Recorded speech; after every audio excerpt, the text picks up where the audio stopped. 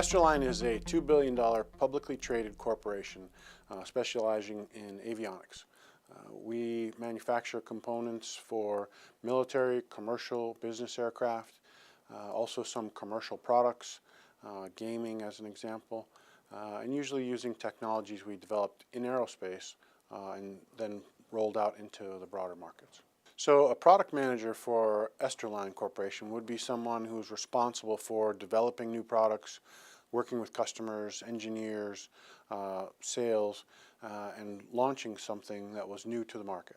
A product manager would need to be someone who's very organized, someone who can manage their time well, written and verbal communication should be strong, and someone who desires to see something through to the end. You can start with in the very beginning process of building this product all the way through launching it and actually seeing it on an aircraft. So as far as educational requirements, typically a product manager is someone with a college degree, sometimes in engineering, sometimes in sales, marketing, various other specialties.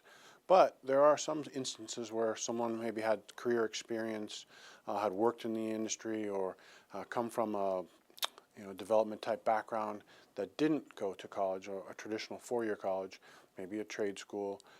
And there are oftentimes, those people are very successful with product management as well. You'd need to convince someone that you're very capable and have the appropriate skills, but it can be done, and I think it's an exciting career path that certainly allows for a variety of backgrounds. So product manager, at least for Esterline, someone in the aerospace field, is a fairly technical field and would require, as an example, someone who can understand a little bit of basic engineering. So you'd say, well, this component is metal, this one is stainless steel. How might they go together? You don't need to be a chemist or a fully degreed engineer, but you'd need to understand why maybe one metal is tougher than another, one is lighter than another, why rubber might be different from a hard plastic, those types of things. So when someone's out talking to a customer and then you're hearing some of this jargon come forward, they can record it, take notes, and understand what's required to bring that information back to our degreed engineering group, where those engineers can really get into the technical pieces of it.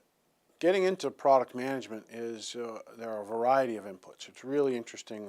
At our company in particular, we've got some product managers that started as inside salespeople, some product managers that started as assemblers out on the shop floor working with products, and they grew to know the products so well they decided that they had shown proficiency there and moved their way up in the organization to supervisor and then into product management.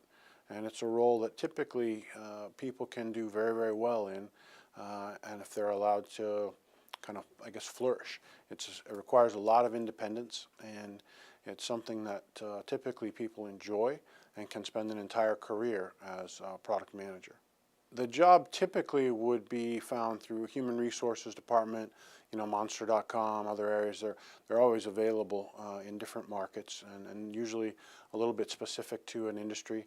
But a lot of jobs can be had, I guess, working up through an organization. So you start at one level and work your way into product management. Networking is always a good way to look for product management type jobs. And you would typically want to contact someone who has the title of manufacturing manager, a sales director. Those are the people that would normally employ a product manager.